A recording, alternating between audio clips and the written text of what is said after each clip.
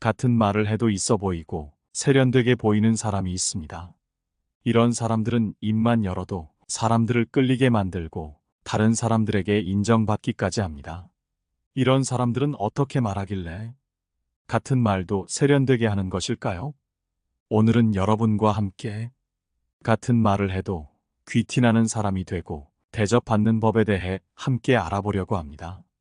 첫 번째, 누군가 물어보면 진부한 말이라도 하라. 우리는 종종 자신의 의견을 표현하는 데에 있어 큰 망설임을 겪는다. 이런 상황에서 우리는 스스로를 말을 잘 못하고 부끄러움을 타는 사람으로 보일 수도 있다. 하지만 이런 상황일수록 더더욱 말을 해야 한다. 비록 진부할지언정 말이다. 사람들과의 관계에서는 당당하게 자신의 의견을 표현하는 것이 중요하다. 하지만 내 의지와는 상관없이 마음속에서 분명한 의견이 즉각 떠오르지 않을 때가 있다. 이런 경우에는 말을 얼버무리기보다는 제 나름의 의견이 있습니다만 아직 정리가 되어 있지 않습니다. 정리되는 대로 말씀드리겠습니다라고 말하며 잠시 시간을 벌어 다른 사람들의 의견을 경청하고 자신의 생각을 신속하게 정리하여 발표하는 것이 현명하다. 이 방법을 통해 우리는 더욱 세련되고 생각이 깊은 사람으로 인식될 수 있다. 대화는 단순히 자신의 의견을 전달하는 행위만이 아니라 상호작용과 이해의 과정이다. 때로는 타인의 의견에서 새로운 관점을 발견하거나 우리가 전혀 고려하지 않았던 아이디어에 영감을 받을 수 있다. 따라서 우리는 대화 중에도 타인의 의견에 귀를 기울이는 태도를 견지해야 한다. 말 잘하고 세련된 사람들의 특징은 특별하지 않고 누구나 조금만 신경 쓰면 할 수 있는 것이다. 두 번째, 단순하게 말하라. 입만 열면 사람들이 집중하고 많은 사람들의 주목을 이끌어내는 사람은 생각 외로 많은 말을 하지 않는다. 그들은 많은 사람들이 주목하는 중심에 서지만 생각보다 굉장히 적은 말로 사람들을 휘어잡는다. 그들이 지닌 능력은 바로 하고자 하는 말을 명확하고 간결하게 표현하는 것이다. 복잡하지 않은 말로 자신의 생각을 전달하고 더욱이 소통의 질을 높인다. 인간관계에서 아주 쉬운 방법으로 자신의 의견을 분명하고 간단하게 전달하는 사람들의 매력은 상당하다. 우리는 종종 복잡하고 어려운 언어를 사용함으로써 자신의 지식이나 능력을 과시하고자 한다. 하지만 실제로 우리의 뇌는 간단하고 명확한 정보를 더 좋아한다. 복잡한 내용보다는 간결하고 핵심적인 메시지가 훨씬 더 잘 기억에 남으며 이해하기도 쉽다는 것이다. 그런 이유로 말이 길어지면 집중력이 흐트러지고 무슨 말을 하는지 좀처럼 이해할 수가 없다. 따라서 효과적인 소통을 위해서는 자신이 전달하고 싶은 중요한 내용만을 추려내야 한다. 이는 다른 사람들에게는 명확한 이해를, 자기 자신에게는 주목을 이끄는 행동이다. 이러한 말 습관은 감정적인 측면에서도 중요하다. 짧고 간결한 메시지는 듣는 이로 하여금 즉각적인 반응을 유발한다. 사람들이 길게 말을 풀어가며 여러 문장으로 이야기하는 것을 간결하게 요약할 수 있을 때 메시지의 전달력은 배가 된다. 셰익스피어는 실제로 이렇게 말했다. 간결함이 영혼의 지혜다. 이 말은 인간관계 속 대화에서도 그대로 적용된다. 간결하게 말한다는 것은 자신의 생각을 정리하고 불필요한 것을 걷어내며 핵심만을 남겨 전달하는 능력을 의미한다.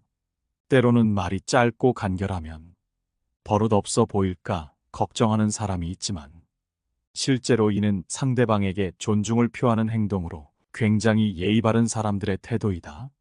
자신의 생각을 명확하게 전달하고 짧은 시간 동안만 얘기하는 것은 상대방이 불필요하게 시간을 쓰는 것을 막고 이해하느라 노력할 필요가 없게 만들어준다.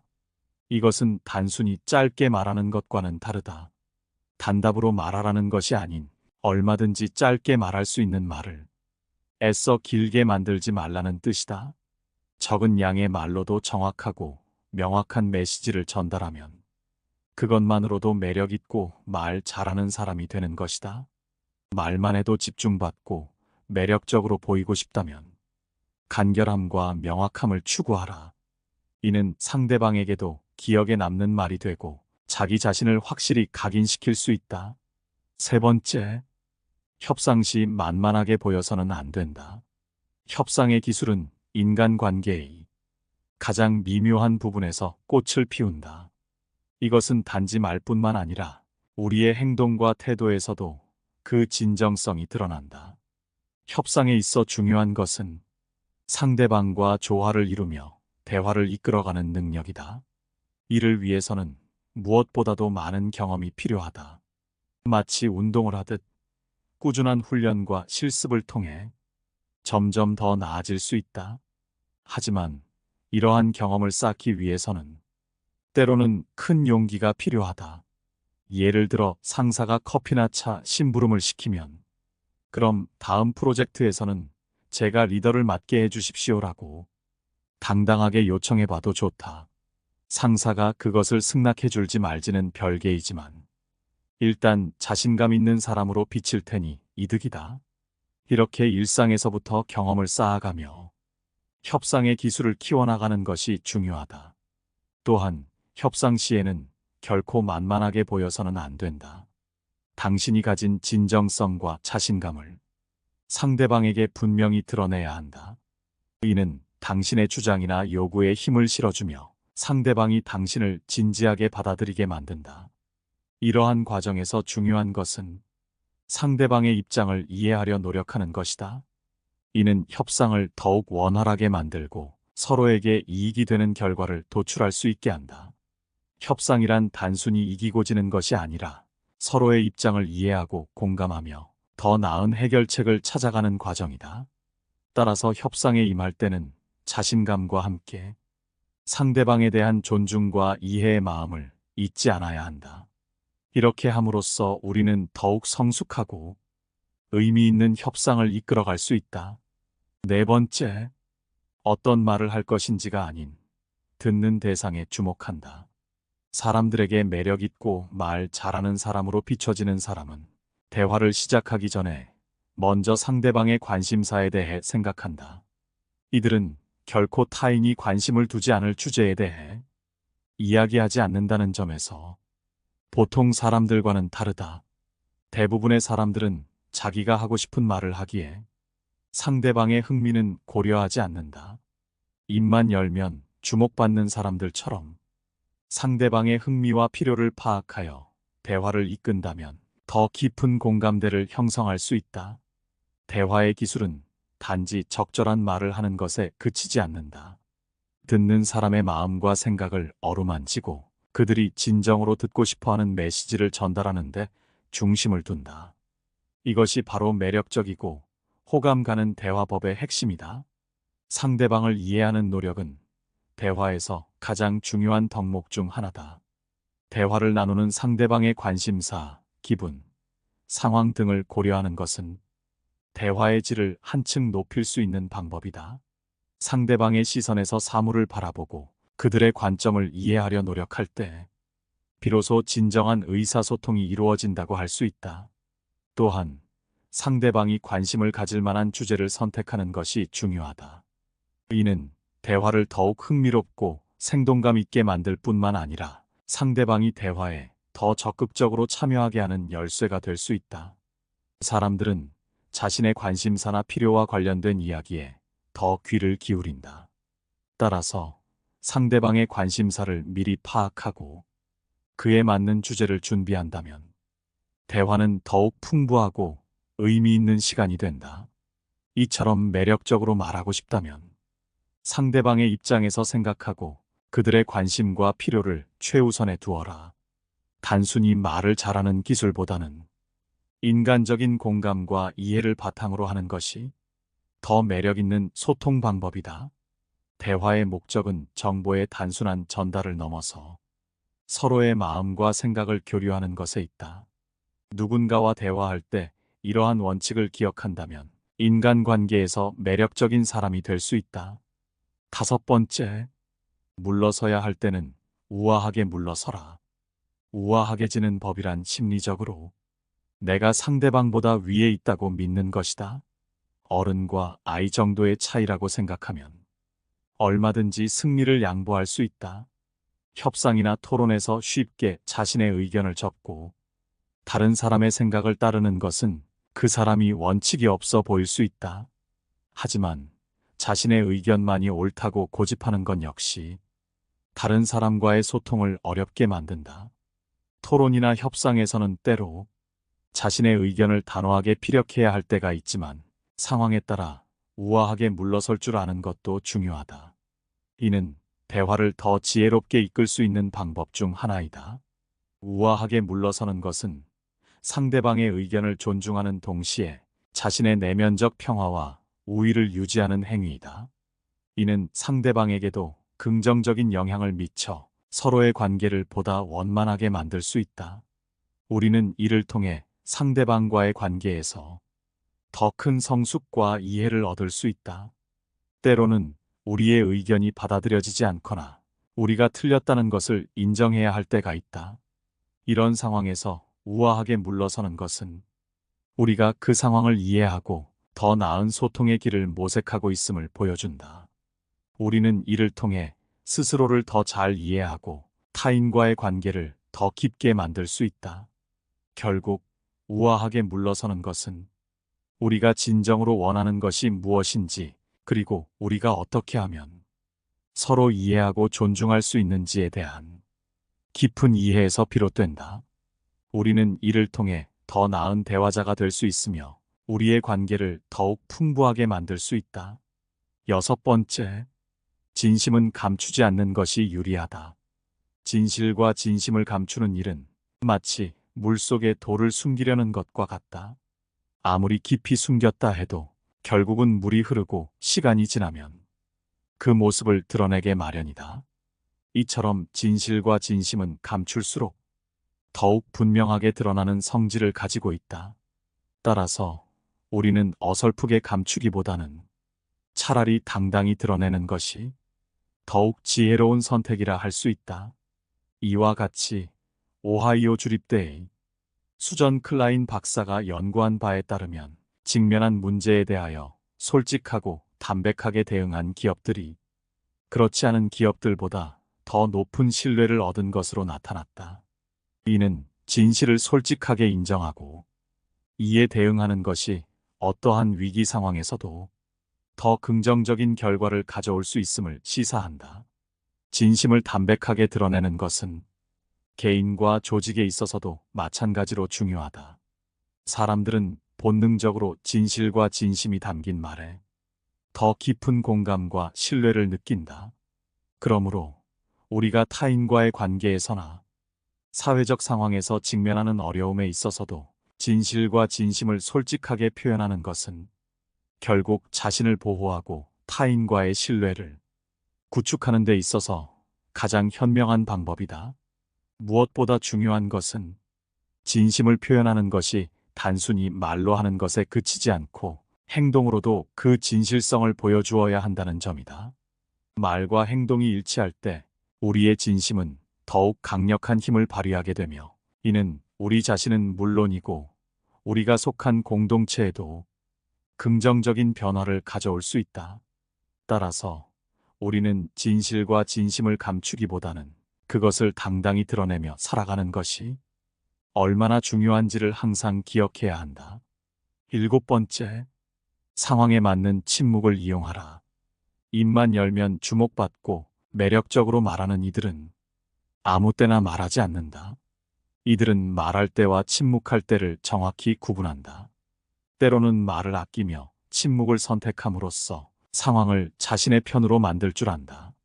침묵은 단순히 말을 하지 않는 것이 아니라 상대방의 말에 귀 기울이고 상황을 파악하며 적절한 순간을 기다리는 과정이다. 이런 침묵 속에서 사람들은 자신의 생각을 정리하고 더 나은 말을 할 수 있게 만들어준다. 상황에 맞는 침묵은 그 자체로 하나의 강력한 메시지가 될 수 있다.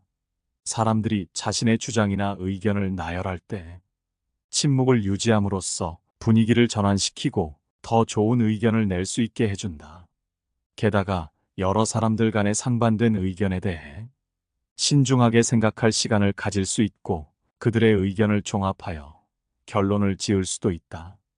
또한 이런 침묵은 자신의 말에 무게를 실어주며 더 큰 영향력을 발휘하게 만든다. 때로는 아무 말도 하지 않음으로써 더 큰 의미를 전달할 수 있으며 인정받는 사람이 되게 해준다. 물론 상황에 맞는 침묵을 활용하는 것은 쉽지 않다. 적절한 침묵의 타이밍을 찾기 위해선 많은 관찰과 연습이 필요하다. 대화 중 상대방의 반응, 분위기, 감정의 변화를 세심하게 살펴야 한다. 이를 통해 대화의 흐름을 읽고 언제 말을 시작하고 언제 침묵을 지켜야 할지 결정할 수 있다. 또한 침묵은 협상이나 논쟁에서 특히 유용하다. 침묵을 통해 상대방에게 압박감을 주고 자신의 주장을 더 명확하게 하며 상대의 의견을 더욱 주의 깊게 들을 수 있다. 상대가 자신의 주장을 끝내면 잠시 침묵을 유지함으로써 상대방의 긴장을 유도할 수 있고 이로 인해 협상에서 유리해질 수 있다. 이처럼 침묵은 상황을 통제하고 대화의 흐름을 자신에게 유리하게 만들 수 있는 효과적인 도구다. 적극적인 청취와 상황 이해 능력은 상황에 맞는 침묵을 가능하게 한다. 따라서 이러한 능력을 키우기 위해선 대화 중에 상대방의 말에 집중하고 그들의 입장을 이해하려 노력해야 한다. 이는 상황에 맞는 침묵을 통해 의사소통의 질을 높이고 더 매력적으로 소통할 수 있는 길을 열어줄 것이다. 8번째, 토론은 선공보다 후공이 좋다. 내가 먼저 토론을 전개하면 논의의 주도권을 잡을 수 있을지는 모르지만 내 속내를 상대방에게 들킬 위험이 있다. 따라서 상대에게 먼저 하고 싶을 만큼 말하게 만들고 그동안 그의 논리에 따라 천천히 반론을 생각하는 것도 좋은 방법이다. 상대방으로부터 그들의 논리와 주장을 먼저 들어봄으로써 우리는 그들의 생각의 틀과 그 안에서의 취약점을 파악할 수 있다. 이는 마치 바람이 불 때 나뭇잎이 어느 방향으로 흔들리는지 관찰하는 것과 같다. 상대방의 논리를 천천히 그리고 깊이 이해하려 노력함으로써 우리는 더욱 효과적인 반론을 준비할 수 있다.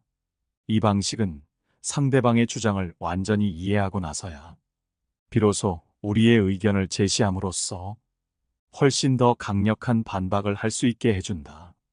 이러한 접근 방식은 토론뿐만 아니라 일상생활의 다양한 상황에서도 유용하게 적용될 수 있다.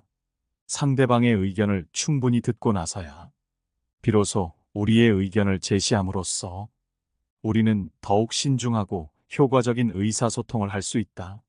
이는 대화 상대방에 대한 존중을 표현하는 방법이기도 하며 결국에는 우리 자신의 주장을 더욱 설득력 있게 만들어준다. 토론에서 후공을 선택하는 것은 단순히 전략적인 선택을 넘어서 상대방의 의견을 진심으로 경청하고 이해하려는 자세를 반영한다. 이러한 접근 방식은 우리가 보다 균형 잡힌 시각을 유지하고 상호 존중의 기반 위에서 더욱 건설적인 대화를 이끌어낼 수 있게 해준다. 따라서 우리는 토론뿐만 아니라 일상 대화에서도 이러한 원칙을 적용함으로써 보다 의미 있는 대화를 나눌 수 있을 것이다. 9번째, 상대방의 말을 끊지 마라. 대화에서 매력적인 사람이 되고 싶다면 상대방의 말을 끊는 습관을 없애라. 말을 끊는 태도가 대화에 능동적으로 참여하고 있음을 드러낸다고 생각한다면 절대 그렇지 않다. 다른 사람의 말을 끊는 태도가 극히 예의 없는 태도로 여겨진다는 사실을 차치한다 하더라도 이런 태도는 보이는 능력에도 극히 부정적으로 작용한다. 대화 중에는 상대방이 자신의 의견을 충분히 표현할 수 있도록 기다리는 인내심이 필요하다. 상대의 말을 끝까지 듣고 나서 자신의 의견을 정리해 말하면 더 생산적이고 의미 있는 대화가 이루어진다. 상대의 말을 끊는 습관이 있다면 대화 중 끝까지 경청하는 연습을 하며 점진적으로 습관을 고칠 수 있다. 말을 끊지 않고 경청하는 것은 타인에 대한 존중과 이해를 바탕으로 한다. 대화 중에는 상대방의 말에 귀 기울이고 상대의 의견을 존중하는 태도를 보여줘야 한다. 이를 통해 상대방과의 관계를 강화시키고 긍정적인 분위기를 조성할 수 있다. 상대의 말을 끊는 습관이 있다면 먼저 이러한 습관을 인식하고 고치려는 의지를 가져야 한다. 이를 위해 대화할 때는 상대방의 말이 끝날 때까지 기다렸다가 자신의 의견을 말하는 연습을 할 수 있다. 또한 대화 중에 상대방의 의견을 명확하게 이해하고자 노력하며 필요시 질문을 통해 상대의 의견을 더 깊이 탐색할 수 있다. 결국 상대방의 말을 끊지 않고 제대로 듣는 것은 좋은 대화를 위한 중요한 요소다. 오늘 함께 알아본 지혜가 어떠셨나요? 같은 말도 세련되게 하는 사람의 9가지 특징에 대해 알아봤는데 아마 이 중 어려운 것은 없을 거라고 생각합니다. 여러분의 생각을 댓글로 남겨주시기 바라며 영상은 이것으로 마치도록 하겠습니다. 깨달음의 광장입니다.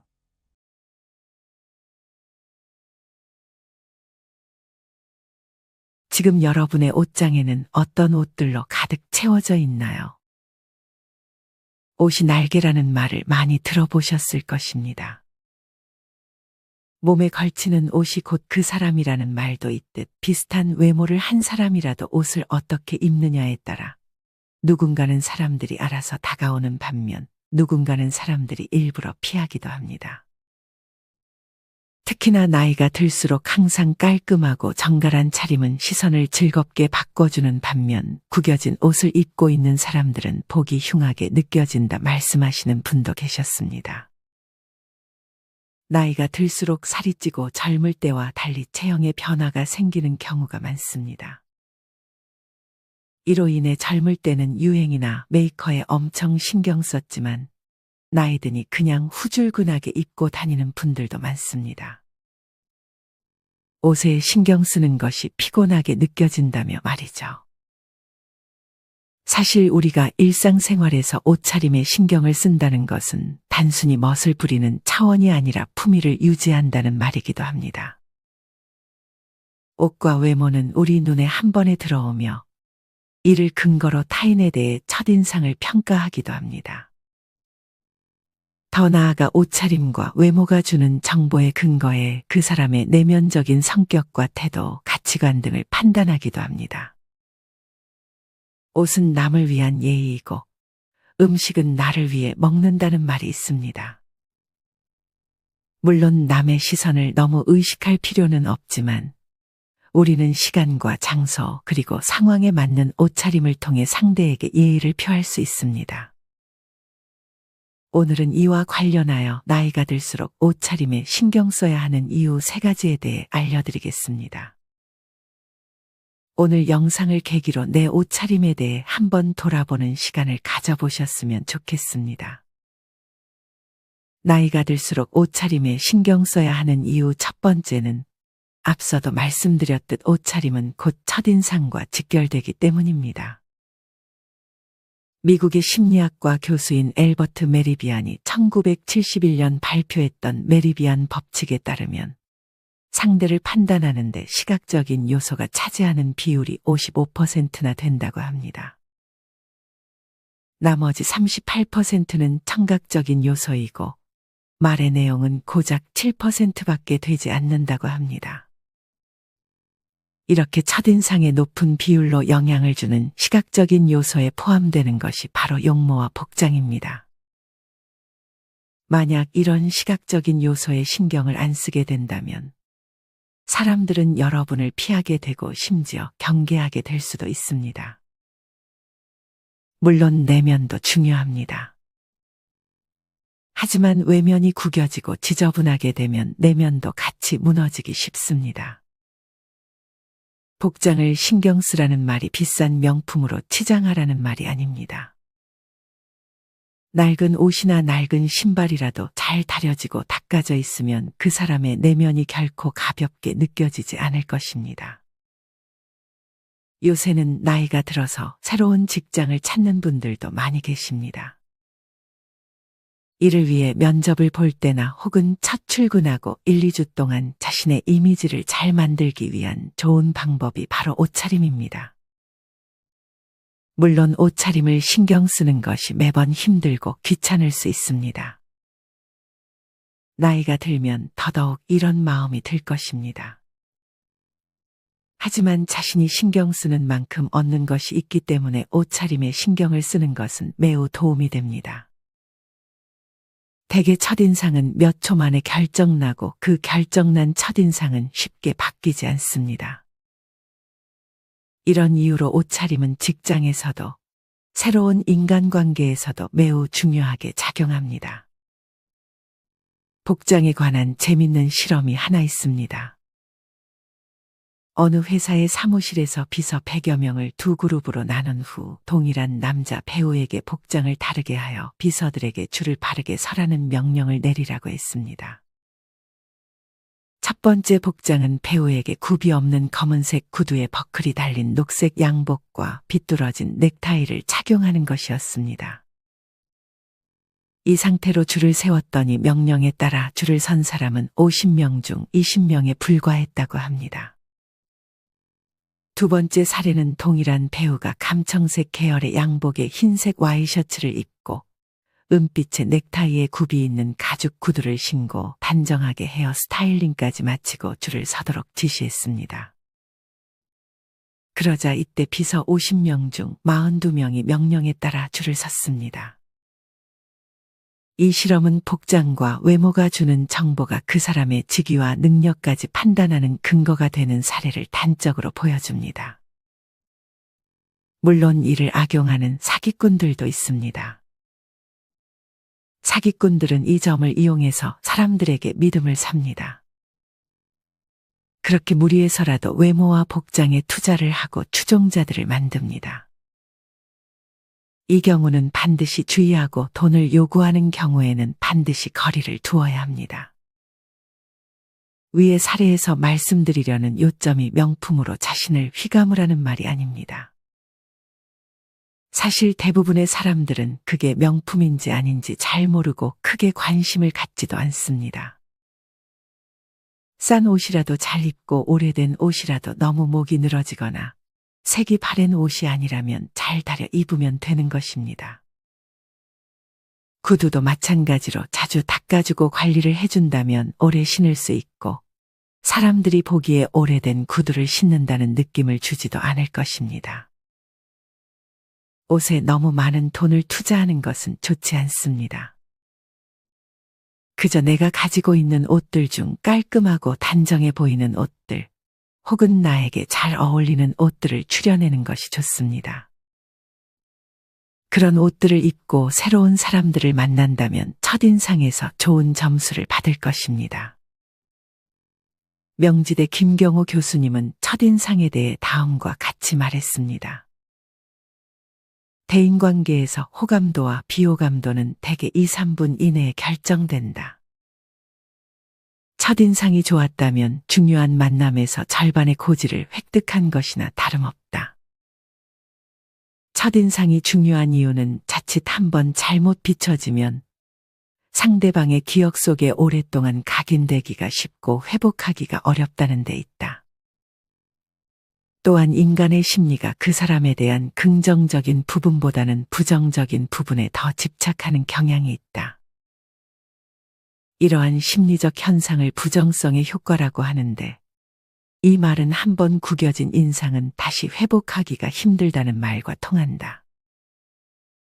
따라서 잘못 전달된 첫인상을 바꾸려면 충격적인 반전이 필요하게 된다.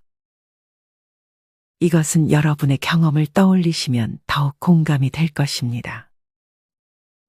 첫인상이 쉽게 바뀌던가요? 대개 정말 어떤 큰 계기가 있지 않은 이상 첫인상은 결코 쉽게 바뀌지 않습니다. 이렇기 때문에 첫인상이 중요한 것입니다. 그래서 더더욱 나이가 들수록 깔끔한 옷차림으로 좋은 첫인상을 주는 것이 우리에게 긍정적인 효과로 작용할 것입니다. 물론 이런 것들을 피곤하게 느끼시는 분들도 계실 것입니다. 다른 사람에게 잘 보여서 뭐하냐며 말이죠. 하지만 사람은 누구나 인정의 욕구라는 것이 있습니다. 남들에게 추하게 보이고 싶지 않은 마음을 무의식적으로 다 가지고 있을 것입니다. 그러니 옷에 많은 신경을 쓰지 않더라도 최소한 깔끔해 보이는 단정한 옷차림을 하는 것이 도움이 될 수 있습니다. 정리하면 옷차림을 신경 쓰는 것이 좋은 첫인상을 줄 수 있습니다.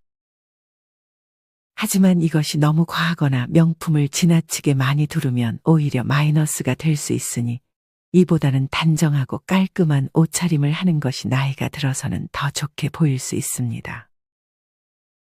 나이가 들수록 옷차림에 신경 써야 하는 이유 두 번째는 옷을 어떻게 입는지에 따라 삶의 질이 달라질 수 있기 때문입니다. 미국의 패션 전문 기자 토비 피셔 미르키는 자신의 저서 패션 속으로에서 다음과 같이 말했습니다. 패션은 강력한 힘을 가지고 있다. 자신에게 잘 어울리는 옷차림을 이해하면 삶의 질을 높일 수 있다. 옷은 그 사람의 진지함과 유머 감각, 창의성과 성적 본능을 모두 보여준다.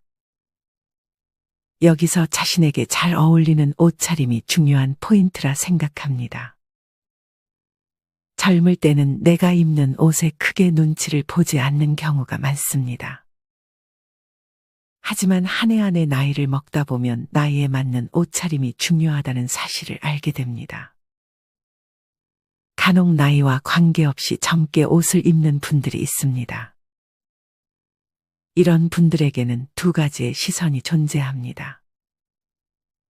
하나는 얼굴에 맞지 않게 너무 어리게 옷을 입었다며 그 모습이 멋있지 않고 취해 보인다고 말하는 경우이고, 다른 하나는 나이에 비해 도전하는 모습, 남의 눈치를 보지 않는 모습이 멋져 보인다고 말하는 경우입니다.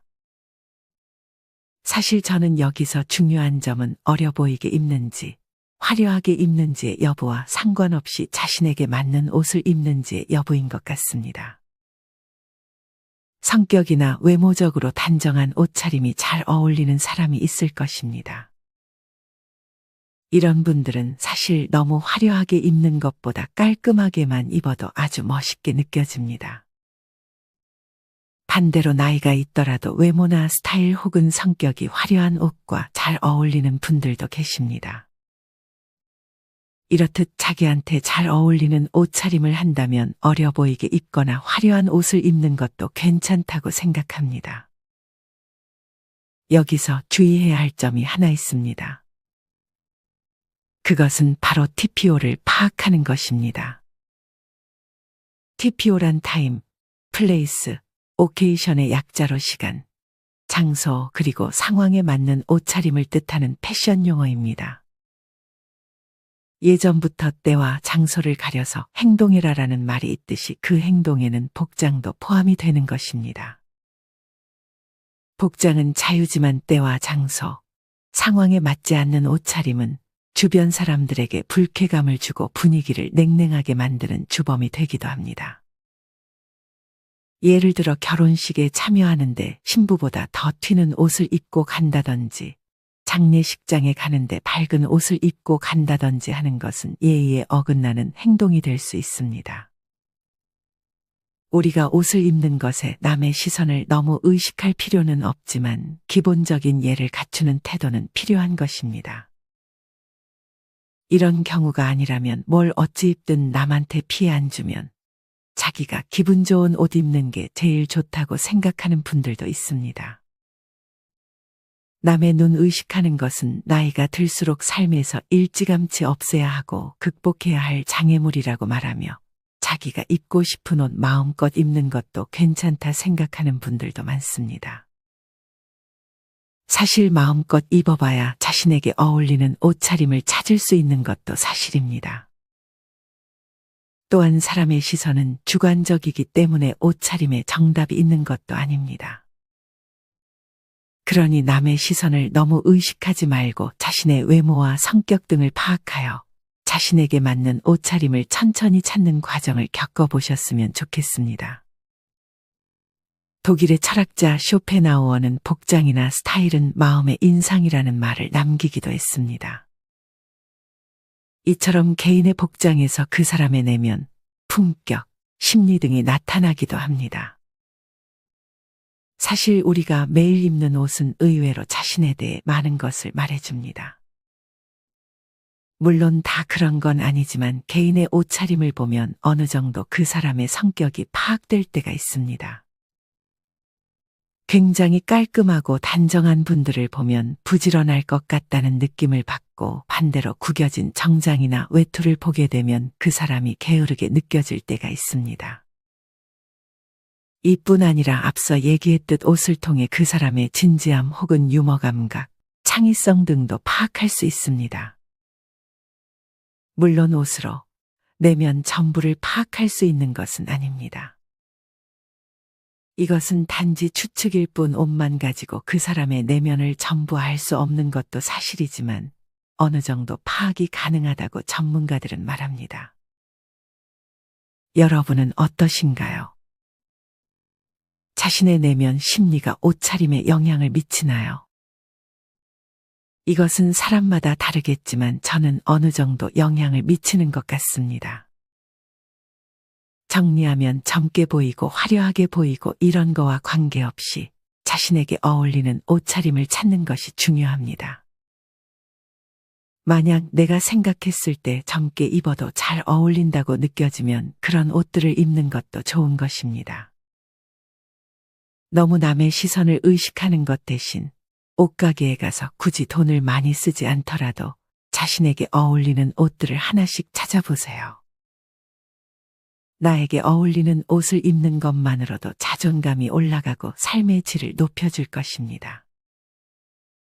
나이가 들수록 옷차림에 신경 써야 하는 이유 세 번째는 옷을 잘 입는 것만으로 나의 마음가짐이 달라질 수 있기 때문입니다. 전에 영상에서 외모를 꾸미는 것만으로도 자존감이 올라간다는 말씀을 드린 적이 있습니다. 이것은 당연히 옷차림에도 해당하는 말입니다. 아마 많은 분들이 좋은 옷을 입는 것만으로도 이런 옷을 입고 외출을 할 때 기분이 좋아지는 경험을 해보셨을 것입니다. 특히나 집 밖을 자주 나가지 않는 경우에는 살도 찔 수 있고 돌아다니지 않으면 누구에게 보일 일이 있나 싶어 후줄근한 고무줄 바지에 늘어진 티만 입는 경우도 많을 것입니다. 또한 옷을 뭘 입을지 몰라 일단 집 밖을 못 나가게 되는 경우도 존재합니다. 이러면 자연스레 자존감이 내려갈 수밖에 없는 환경이 만들어집니다. 옷의 차림새대로 행동이 이어진다는 말이 있습니다. 우리는 이것을 경계해야 합니다.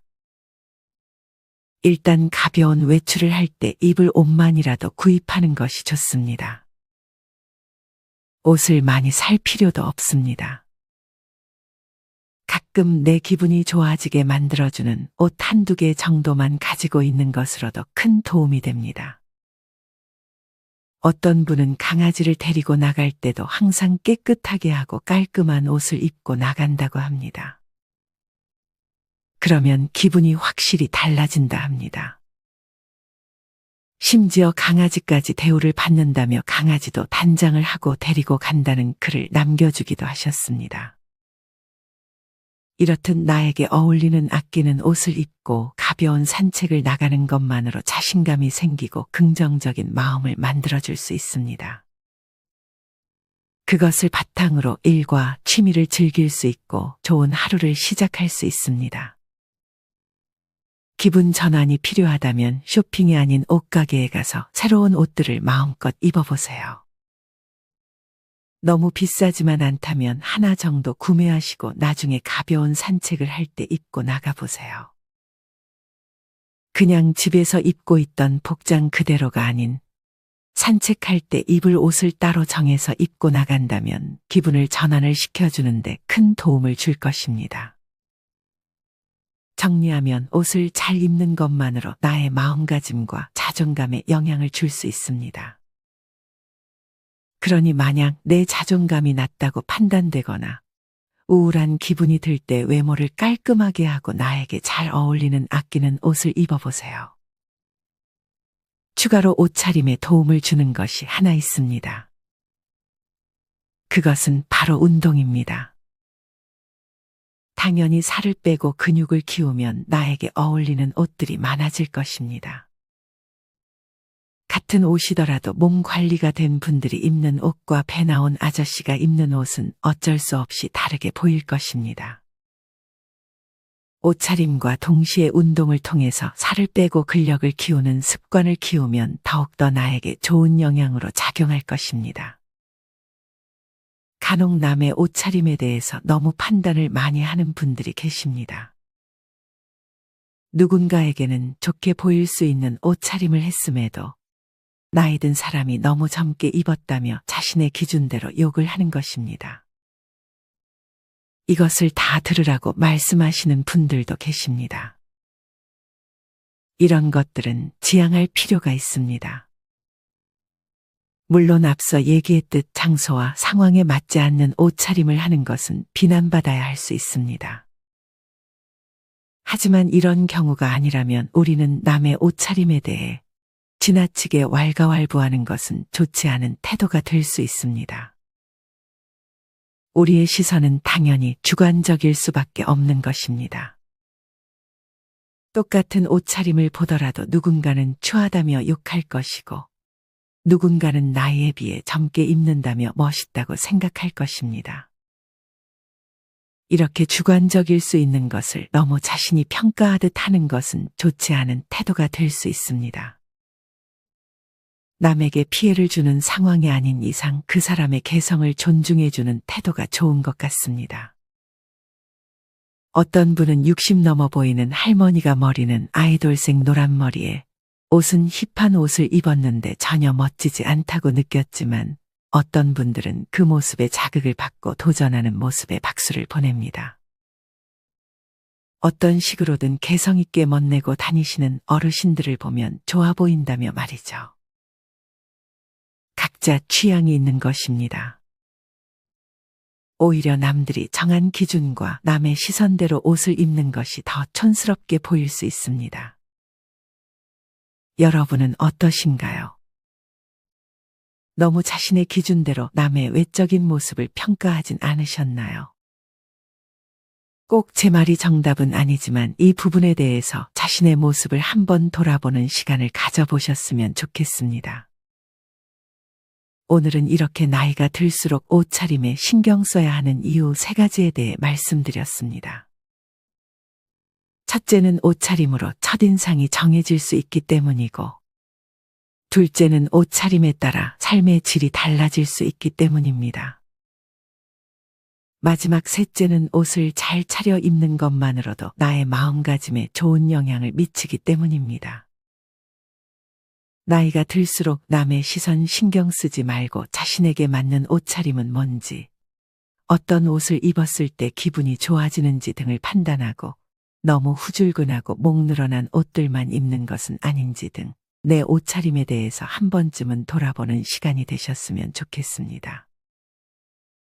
앞서도 말씀드렸듯 옷차림에서 사람의 내면이 보인다고는 하지만 사실 옷차림만 보고 그 사람의 내면을 온전히 파악할 수 없는 것도 사실입니다. 옷차림과 내면을 동시에 신경 쓰는 것이 가장 좋은 것이지 너무 옷차림에만 신경을 써서는 안 됩니다. 우리는 내면의 성장도 잊지 말아야 합니다.